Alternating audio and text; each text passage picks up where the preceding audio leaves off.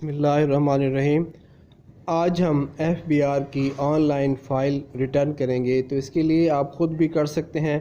इसके लिए है कि अपना ID कार्ड नंबर आपने मैसेज करना है 9966 पर। तो आपको एक ID और पासवर्ड मिल जाएगा। फिर आपने इसको क्या करना होगा, तो इस तरह का आपके पास इंटरफेस आएगा। आपने अपना ID लिखना है, जो पासवर्ड आपको मिला होगा वो आपने लिखना होगा। लिखने के बाद आपने इसको लॉगिन करना है। यहाँ पे हमने लॉगिन पे क्लिक किया। इसके बाद हमारे पास इस तरह का इंटरफेस आएगा और इसमें ये बता रहा है कि अब पहले नहीं आता था, अब ये ऑप्शन एक आ रहा है कि आप अपने बैंक अकाउंट का जो है डिटेल देनी है। तो इस पर आपने क्लिक करना है। आप स्किप भी कर सकते हैं, अब इसको अपडेट भी कर सकते हैं। तो हम जिस तरह भी चाहें, अभी फ़िलहाल अगर आप स्किप करना चाहें स्किप कर दें, इसको बाद में भी कर सकते हैं। ज़रूरी नहीं है कि आप इसको पहले से ही आप इसको फिल कर लें, कंप्लीट कर लें। वो जैसे आपकी मर्ज़ी है। वो ये है कि इसको अपडेट करना लाजमी है। अपना बैंक का जो आपका अकाउंट नंबर है, आप अपने चेक बुक पे देखेंगे IBAN नंबर लिखा होगा, वो आपने एंटर करना होगा। ये किस लिए है कि अगर आपके बाज़ दफ़ा ज़्यादा टैक्स चला जाएगा तो आपके अकाउंट में रिटर्न हो जाएगा। बाज़ दफ़ा गलती से ज़्यादा अमाउंट आप टैक्स में डिडक्शन हो जाती है, तो वो आपको वापसी मिल सकती है, वापस आ सकती है आपके अकाउंट में। अब हमने यहाँ पे क्लिक किया तो हमारे पास इस तरह का इंटरफेस आएगा। तो इसमें आपने मुख्तलिफ़ चीज़ें हैं। तो इसमें हम आएंगे बैंक अकाउंट पे। तो यहाँ पर अब बैंक अकाउंट के लिए आप अपनी डिटेल अपने पास पहले रखेंगे, प्लस के साइन पे क्लिक करेंगे तो हमारे पास ये ऑप्शन दे रहा है कि आप बैंक अकाउंट पे जाएंगे। इसमें कौन सा अकाउंट है आपका, करंट अकाउंट है या जो PLS है, सेविंग है, जो भी है, इसी तरह वो आपने इसमें से सिलेक्ट करना होगा। यहाँ पे आपने अपना बैंक सेलेक्ट करना है कि कौन सा बैंक है, किस बैंक में आपका अकाउंट है। यहाँ से बैंक अगर नहीं है, आपको यहाँ सर्च कर लेंगे। सर्च में भी नहीं आ रहा तो नीचे एक ऑप्शन होगा, वहाँ से आप लिख भी सकते हैं, इसको ऐड कर सकते हैं। प्लस का साइन है, आपने इसको ऐड कर लेना है। सर्च करना है तो तकरीबन तमाम बैंक इसमें दिए हुए हैं, आपने इनको सर्च कर लेना है। यहाँ सेलेक्ट हो जाएगा। इसके बाद एक ऊपर ऑप्शन है, इसको आपने छोड़ देना है। आपने IBAN आपने इस पे क्लिक करना है। तो इसमें आपका जो अकाउंट नंबर होगा उसको आपने एंटर करना होगा। कंप्लीटली डिजिट ABC के साथ जो कुछ भी है वो कंप्लीट आपने लिखना है। और इसका वो पूछेगा कि आप अकाउंट के क्या हैं, आप ऑनर हैं, ठीक है। अगर आपका बेनामी अकाउंट है या इस तरह के जो भी है, तो क्योंकि आपका इंडिविजुअल पर्सनल अकाउंट है तो आप इसको ऑनर पे जाएंगे। बाज़ इस तरह के कंबाइंड या जॉइंट अकाउंट होते हैं जिसमें आपका शेयर होता है, वो लिखना चाहें तो वो भी लिख सकते हैं। क्योंकि आप ऑनर हैं तो इसमें आपने 100% लिख देना है कि ये 100% ऑनर आप हैं और ये आपका पर्सनल अकाउंट है। इस पर क्लिक करेंगे। अब हमारा ये जो बॉक्स आ रहा था अपडेट हो गया। इसके बाद फिर हम वापस आ जाएंगे। यहाँ पे अब देखें कि अब यहाँ से आपने चेक करने होंगे, मुख्तलिफ़ ऑप्शन डिटेल आ रही है, फर्स्ट पे जाना है। अब इनमें देखने के बाद कि जहाँ से आपको मिले, इसमें नॉर्मल पे आपने जाना है कि आप सैलरी पर्सन के लिए भी होता है और नॉर्मल जो हमारी रिटर्न होती है वो भी है। हमने नॉर्मल पे जाना है, वहाँ सेलेक्ट करेंगे। उसके बाद हमसे कहेगा कि आपने कौन से पीरियड का टैक्स सेलेक्ट करना है। तो हम 2020 का कर रहे हैं, पीरियड लिखेंगे तो हमारे पास इस तरह का इंटरफेस आ जाएगा। अगर हमने पिछले वाली रिटर्न को लेके आना है, उसमें से देखना है, तो यहाँ पे इंपोर्ट करना है हमने। तो वहाँ पे आपने ये क्लिक करना होगा।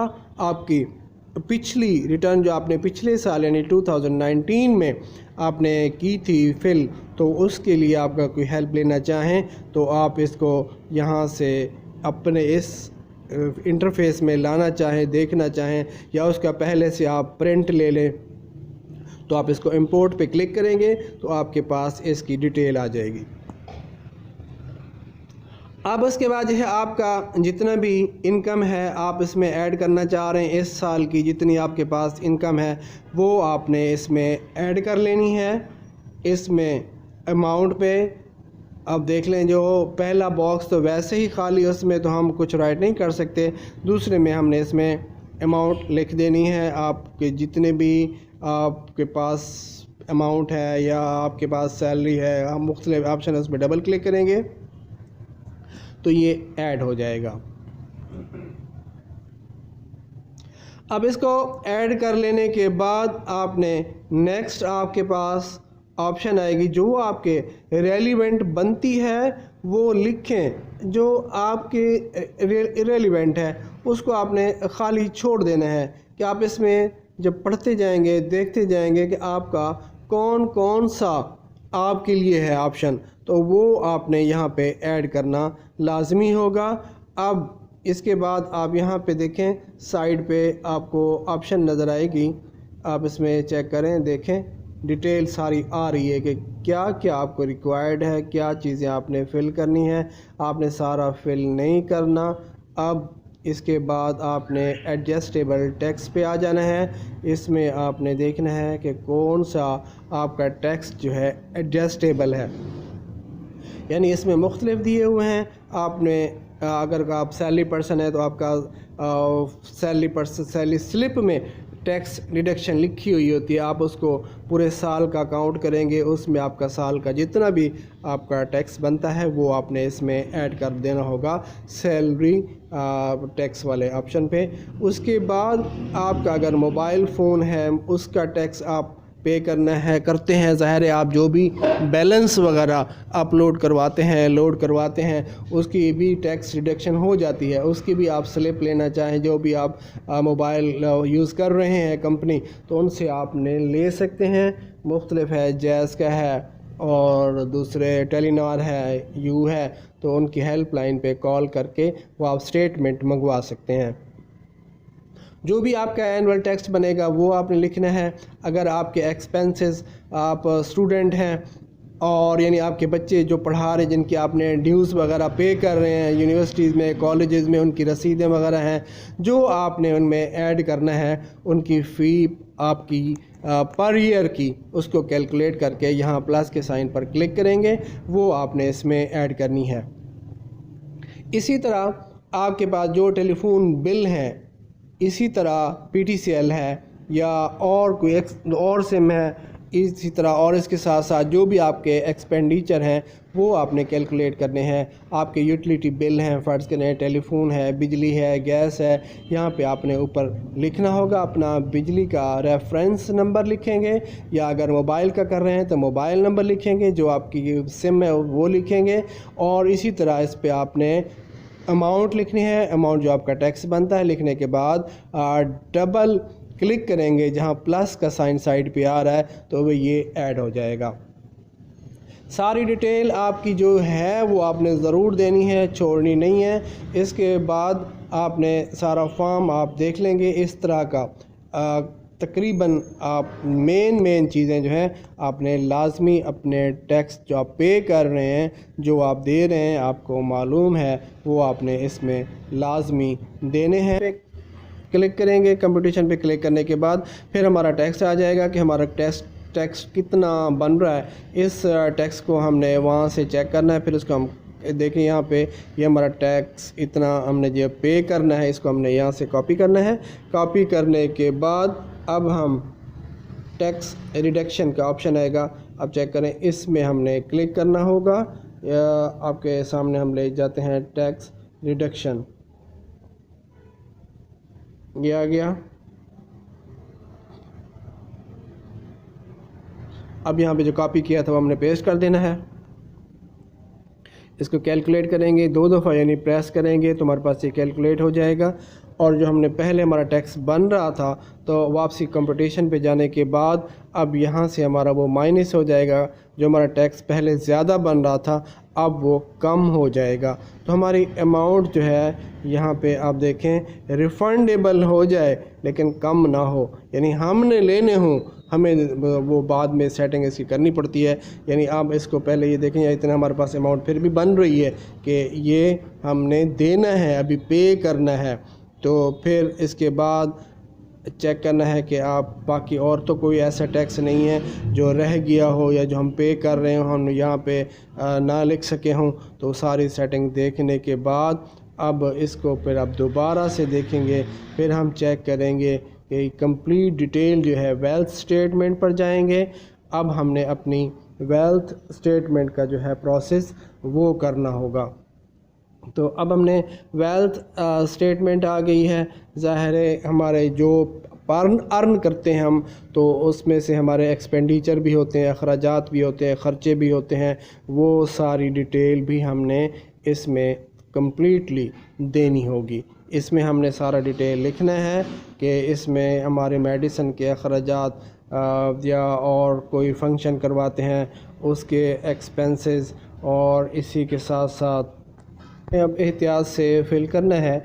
जो हमने पहले भी फ़िल किए थे वो अब दोबारा से हमने यहाँ वेल्थ स्टेटमेंट में देने हैं कि हमारा इलेक्ट्रिसिटी बिल, वो आप बिल की कॉपी उठा लें, उसके अंदर डिटेल दी हुई होती है, आपने उसको टोटल कर लेना है। जो आपका जितने मंथ का, ईयर का आपका टैक्स बना है, इलेक्ट्रिसिटी का है, गैस का है, टेलीफोन का है, पानी का है, जो भी हैं टैक्सेस, आप आजकल तो बिलों के ऊपर पिछले 1 ईयर का टैक्स मौजूद होता है, वो हम उनको कैलकुलेट करके यहाँ पे ऐड कर देंगे, लिख देंगे। ये सारी डिटेल इसके अंदर हमने देनी है।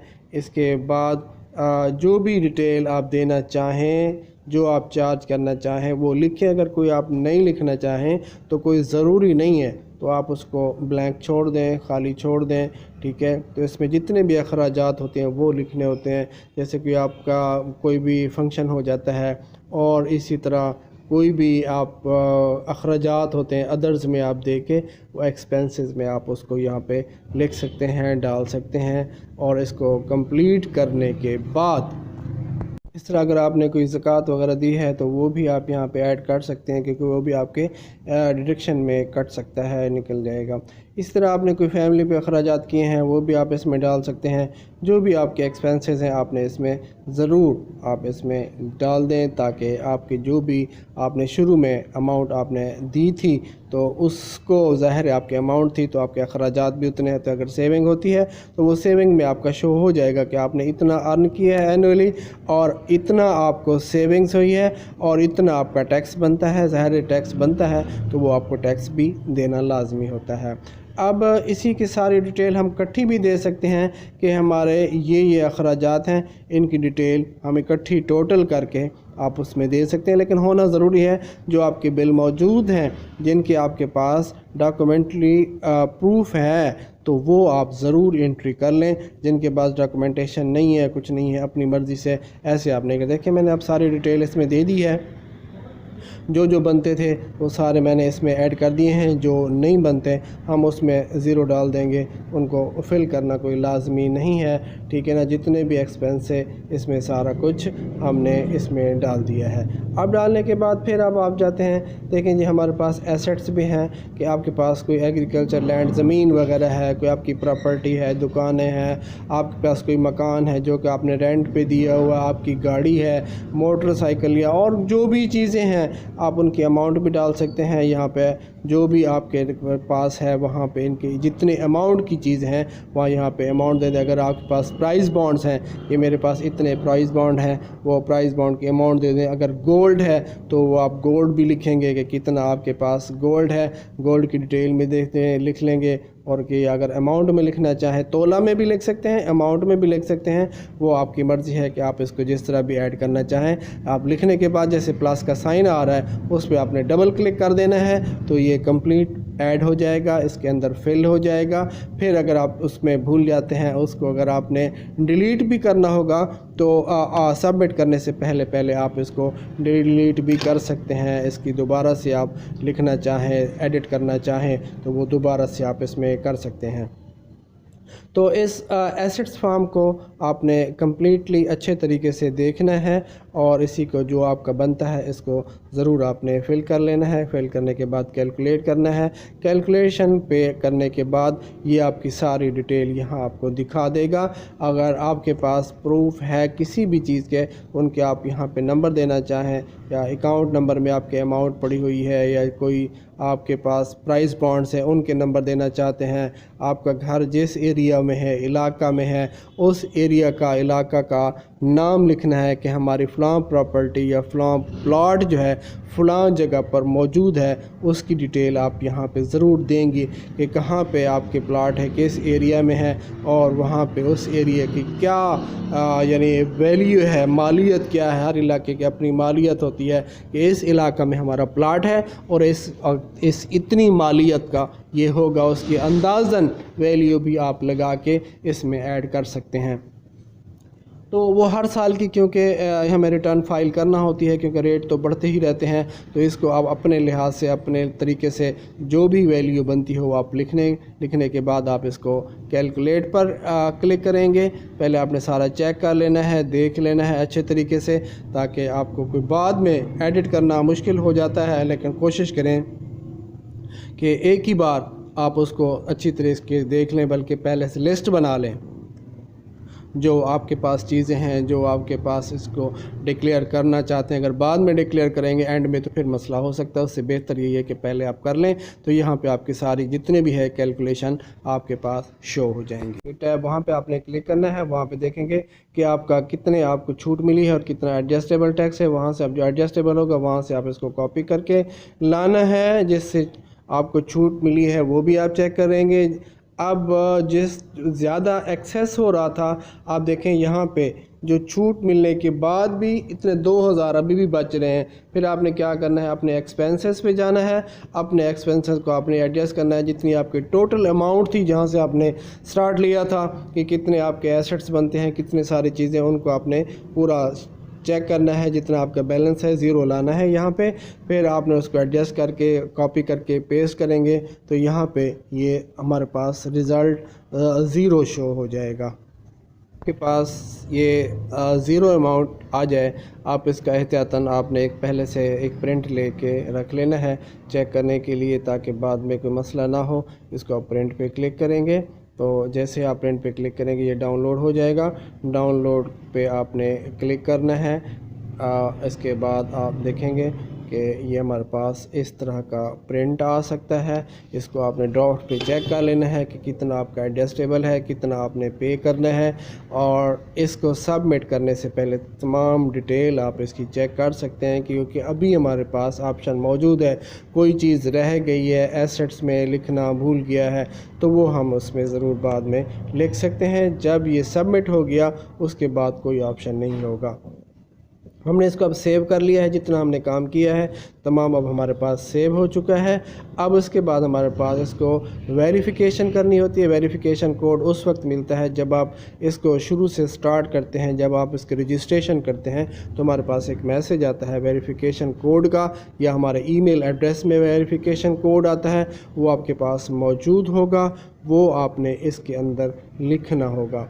यहाँ पे वेरिफ़िकेशन कोड लिखेंगे। लिखने के बाद फिर हमने अब ये कह रहा है जी वेरीफाई कर दिया है, हमने इसका कोड दे दिया, वेरीफाइड हो गया, यस कर दिया, ओके कर दिया, ठीक है। अब इसको हमने अब चेक करना है। अब इसमें मुख्तलिफ अब जो हमारा टास्क ये कंप्लीट हो चुका है, तो इसको हमने ये देखना है कि ये हमारे पास इस वक्त आ चुका है। इसकी डिटेल भी हमने देख ली, इसका प्रिंट भी देख लिया है, और इसको मुकम्मल हमारी तसल्ली होने के बाद आप सिलेक्ट हो जाएगा। सिलेक्ट करने के बाद हम इसको सेव करेंगे। सेव करने के बाद इसका हम प्रिंट ले लेंगे, तो इस तरह हमारे पास एक कंप्लीट फ़ाइल जो है रिटर्न हो जाती है।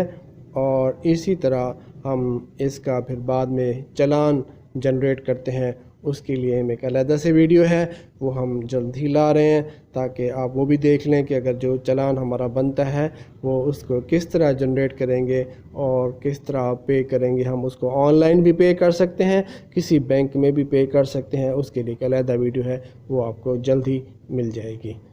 उम्मीद है कि हमारी आज की वीडियो आपको बहुत अच्छी लगी होगी, और ज़रूर कमेंट्स करेंगे और हमारे चैनल को सब्सक्राइब करेंगे। Thank you. अल्लाह हाफ़िज़।